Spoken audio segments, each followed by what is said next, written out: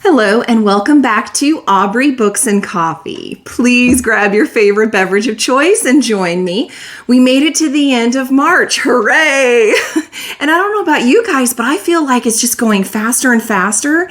And it's funny because I remember that happening like once I got into my 30s, I think. And then it wasn't really, anything unusual from what I hear as you get older. Time seems to go by faster.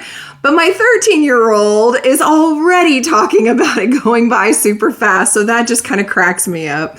Speaking of, it has been a crazy month. As you all know, I'm sure by now, I moved. My family and I moved. So that was a whole thing. And then, of course, my book and Kindle book version of the book launched officially on the 14th of this month. So that was a whole thing. And then my daughter turned that big milestone we all love, 13. So all of these things happened in the same month. I am so sorry, you guys. I did finish my TBR, which, I rolled a 1, right? But I did finish all the extras I like to add on there as well. And so I'm proud of myself for that. And I'm not going to lie, it was a struggle bus. Like literally on Tuesday, the last Tuesday of the month, I was doing the reading sprints with Kim from Whimsical Narratives.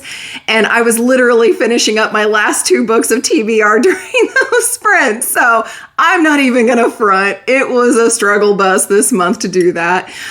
So of course, it's not the usual 20 plus that I like to give you guys, but I did end up with 12. And considering all the things happening, I think that's not too bad, right? So without further ado, let's actually get started on those reviews.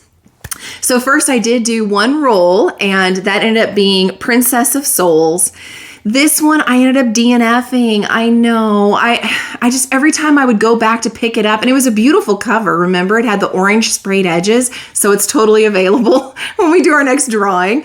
I kept not wanting to pick it up. I loved the premise, the idea of this young girl who's got the power that she inherited from her mother, and they work for this king who's really kind of evil, but they're forced because of a curse to work for him, and they end up stealing souls from people and things like that. And then this one guard whose whole mission, and this isn't ruining anything, I don't like spoilers. You get this, from the back and from the first few chapters. But anyway, so the guard who decides that he's going to attempt to take down the king in this annual kind of competition. And so he's out to kill everybody, like including the princess, because he doesn't know her. Well, of course, as the book goes on, he gets to know her and feelings happen. But it was just one of those where it was just moving so slow, and some of the stuff just felt very confusing to me that they were trying to do. And so it's just me. It's my thing. It's probably because I had the month of heck going on, right? So if you love this book, then let me know below that I need to give it another try on a less hectic month. But otherwise, for me, I'm solid. I don't need to continue this book. Then I did the Apothecary Jar, and it was Uglies. And then this one I ended up giving a 3-star. I thought it was a really interesting idea. I think it's frightening how our society could actually go like this with plastic surgery and what we deem beautiful and how far people are willing to go and, to make themselves beautiful, and how they lose part of what makes them by doing that. And then there's other things in that book too that I'm not going to say because it would be a spoiler. But if you've read Uglies before, you know what I'm talking about with the other, oh my gosh, is that what they're doing during the plastic surgery? So it's interesting. It's very interesting. It's hooked me in. And I know there's at least the sequel. It's a duology, I believe. If not, I'll find out when I read the second one and then want the third. So I hope to continue that series. Then I did the Advent pick, and I got A Light in the Flame. This I gave a 5-star. I'm so glad because A Shadow in the Ember for me, I think was my first Armentrout 4-star. I wasn't grabbing me. I think because I really wanted Poppy. I really wanted Castile. And the new characters aren't bad. They're just not Poppy and Castile. And this time I think because I'd already wrapped my mind around this is what the book was going to be about and adjusted to it. Maybe it's also because the stuff that happened in the book was more interesting to me. Whatever the case, it did go up in the scale to a 5-star, and I'm so glad because there's a third one that's going to be coming, I think at the end of this year, Jennifer said on her website. So I'm excited, and of course I'm going to pick that up, and I'm so relieved. I'm so glad because normally the second book has that curse of second book for me. That was not the case here. I highly recommend it.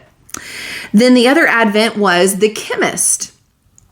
Now with this one, I wasn't sure. I love Stephenie Meyer's writing style. I loved her for the Twilight series, judge me all you want. And I also really enjoyed The Host, which was just incredible. A concept I'd never heard of before, thought about, and she did it so well and I loved it. So I was kind of nervous because I've not really seen Stephenie Meyer do any kind of a mercenary spy type of thriller before. So I started reading it. Initially, it was, it started off with a bang, but initially it was just kind of I don't know how this is going to work in the end, but she gets you there. So hang on for the ride. For me, I ended up giving it a 4-star, ended up super loving it at the end. Not one I'm going to reread or keep on my shelf. That's why the 4-star, but definitely worth reading and taking time for. It's a little bumpy in places, but keep going. It is so worth it. And the ending it made me laugh. The ending just made me laugh. Then I did the Bookopoly roll and got The Buried and the Bound. This one I gave a 3-star. It's okay. I don't know how to word this. It was a solid story, a cute idea of kids that have these curses. And this one kid in particular, his parents even have curses where like every time his mom talks, frogs jump out and stuff. And you find out a little more about that and why that is and where the curse came from by the end of the book. And I love that it has a group of kids together. And I keep saying kids, they're teens, but has them together trying to help each other and solve these mysteries and, figure things out. And I'm pretty sure they're going to try to come up with another book after this one. They kind of set it up like it could. I'm probably not going to continue the series though. It was a good read. I am recommending it. But it just, I don't know, it felt a little more, I guess, juvenile than what I would have expected from a YA. Like I write for middle school, so you expect the juvenile in the middle school. For YA, I kind of expect it to be a little more, high schoolers and, adults that love YA. So this was just kind of simplistic, I guess, is the word I want to use, but a good story. So I recommend it. Then I ended up doing the number generator and got The Poison Season. This is one that I had been so excited about coming out and reading, and I was kind of disappointed. I did give it a 3-star. It's definitely a solid story. I really enjoyed how they described the witches and their power in this, and I loved that they had a bit of a reveal having to do with the mom. I'm not going to say anything else. Which was interesting, but they really didn't dive more into that. So it felt like a lot of the characters weren't fleshed out for me for what I want in a character story. And it certainly wasn't plot driven because there really wasn't a lot of progress on the plot. You kind of knew where everything was going. No big twists, turns, and surprises. So for me, it was just a 3-star, and I still recommend it. I mean, the writing style was good. I enjoyed the reading. It wasn't difficult. I didn't begrudge going to pick it up. It didn't deliver what I was hoping it was going to. Then I did the Star Wars book, Deceived.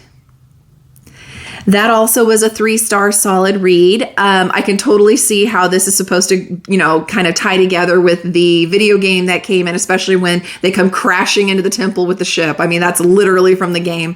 So I can totally see where they were going with this. I felt bad for the evil guy's girlfriend. I'll just say that much because the poor girl gets so abused.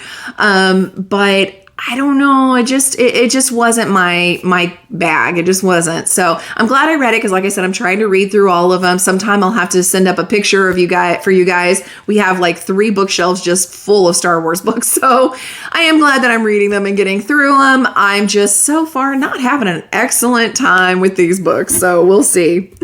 Then, of course, I continued the Robin Hobb series, The Assassin's Quest. This I gave a 4-star. I loved how this trilogy ended. It was very bittersweet, but it kind of put everything together. There were some things that happened that made me go, no, that's not how I wanted them to end up. But it was good. And it felt true to the story. It felt like what would really happen if this was real life. And I can't say any more than that because it would give away some of the, oh my gosh, what's going to happen moments in the book. And I don't want to do that to you because if you're like me and haven't heard much about it or read it, it's totally worth going and doing. I loved the whole trilogy. I loved this ending and I am excited to continue on the series. Then my book club did Hellbent. And I ended up giving that a 4-star. I would have done 5-star, except it did kind of fall into the curse of the second book for me. There is going to be a third, so it is definitely at least a trilogy. It was great writing style. I love Leah Bardugo. I still love all the characters, and all of us in the book club said that, you know, we have the feels. It just felt like there was this much plot and a whole lot of extra that really didn't even need to be there, probably to pad it to be a second book, to have a chance to go from where you left off on the first book with the cliffhanger to setting it up so that the third book would make more sense. So the second book's always necessary. It just sometimes, you know, can be a slog. So I did still enjoy it very much. There were a lot of, you know, laugh out loud moments. There's some nudity. If you've read the book, you know, Kim from Whimsical Narratives again, she did a vlog where she actually made the soup that's mentioned in these books. And she said the soup was delicious. I'm totally going to have to try it now. Highly recommend her vlog. I've attached it in several videos, so definitely check that out. But yeah, so I enjoyed it. It was a fun ride. I think being in the book club makes it even more enjoyable, though, whenever we get to chat each week with each other. You guys are always welcome to join.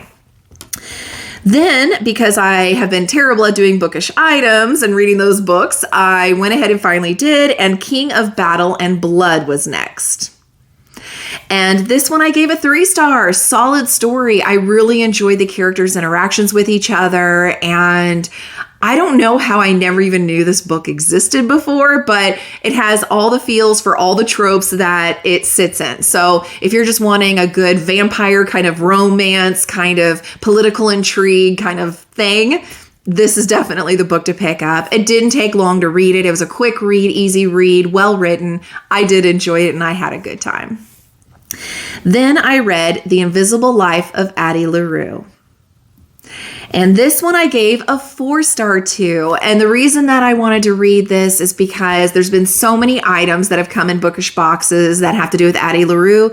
And I keep hearing about this book everywhere. And it really is. It's a beautiful book. There's a lot of how do you word it? I guess artsy is the way I want to say it. So it feels very artsy. So kind of like if you've ever read The Starless Sea or The Night Circus, there's the baseline story and characters, but sometimes it feels very, very artsy where like you can just picture it in your mind and it's these big, beautiful things happening and it just kind of pulls you in. And it really is an incredible story and surprised me, honestly. Her interaction with, we'll just say, someone she made a deal with is very, very interesting to me. So anyway, I'm excited because I don't know if they're going to try to do another book after this one or not. I kind of hope that they do because I would read that. So I highly recommend this one. Then I read The Depths. Now, this one I chose to do because as like kind of a in place of, because I didn't finish Princess of Souls, I felt like I needed to kind of swap it out. And so I did The Depths. It's been on my shelf for a while. It came in a bookish box and I just really wanted to get it done so you guys could have it if I didn't love it. I gave it a 3-star. It was a solid read. It's got a creepy, creepy island. And I had this theory the whole time of what I thought was going on with this girl in this island, and I was totally wrong. So I always enjoy whenever I can't figure things out early on and guess it. It's worth reading, but really be in the mood for it. So if you want a slow pace, not much plot, creepy vibes of an island kind of book, wait for when you would want to pick something like that up, because it is an easy read. It is enjoyable. It's just, you really need to be in the mood for it. And for March, whenever spring's coming and I had all those things going on, it wasn't really the mood for me. So that's why I got a 3-star, but it was still a solid book. Then I ended up doing Blood Mercy. Now this one I gave a 2-star, and it's not that it's bad, it's that it's written in older language. So think, what is her name? The Cat Who books. Lillian Jackson Braun. So think Lillian Jackson Braun. Think those kinds of, very almost English, British kind of, I'm trying to think of how to word this because I don't want to sound insulting, because I love Lillian Jackson Braun and I love Britain. I love England. I love all of that. But it's very formal sounding. It's very, and medieval with the to with and thy, and you know what I'm saying? Is that making any sense at all? I'm sorry if I'm totally butchering this, and I am definitely not out to insult anybody. So if I did, 100% I am a fool. I'm a moron. Don't listen to me. But it was very old, and it was a newer book. So I didn't understand why she chose to write in that style. So that kind of took away from me. And then also there would be like this much progression every 300 pages. So it was an extremely long book and moved a very, very glacial slowness. And so there's a whole bunch in the series. I am not doing it. I'm done. I did this because there was a private book club group that I was in that was reading this series. I'm done. Nope. Put a fork in me. I'm done. I'm not doing it anymore. But if you love it, then you love it, and good for you. It wasn't for me. So that wraps up the books that I read. For the writing, like I said, the writing itself didn't happen because it was all about the move, the birthday, and launching the books. My Nesta Archeron challenge. I am now down to 6,955 stairs. I have slowed down a lot. Moving is exhausting, people. For the Lord of the Rings challenge, I'm down to 1,098 miles. And now I feel like for April, I'm going to have to book it to get caught up because I am way behind on both now. I did also enjoy this month celebrating 150 subscribers with you guys. I did finally get out everybody that was in the readathon's bookmarks. I want to clarify real quick because there was a little confusion. It's not a bookmark per book that you finished. It's if you participated and submitted at least one book that you read to me, then you got a bookmark. And so I mailed all those out. Second thing, I don't mind if you're overseas. It's totally worth the extra expense to make sure that you get your bookmark. Gift is my love language, so I have no problem doing that. Never feel bad about it being overseas. And in fact, that's honestly very, very humbling for me. And it's an honor to have you here because, I live in the States. So for anybody to be watching me that doesn't live in the US, wow, thank you guys. And hey, if I'm ever in your country, can I pick your brain on where to go? Because I do love to travel. I'm just waiting for a little bit safer time to travel. But yeah, I've really enjoyed having you guys here. Thank you. It's been a blast. And here's hoping that April is maybe a little calmer. Wouldn't that be nice? Thank you guys. Take care. Have a drink on me.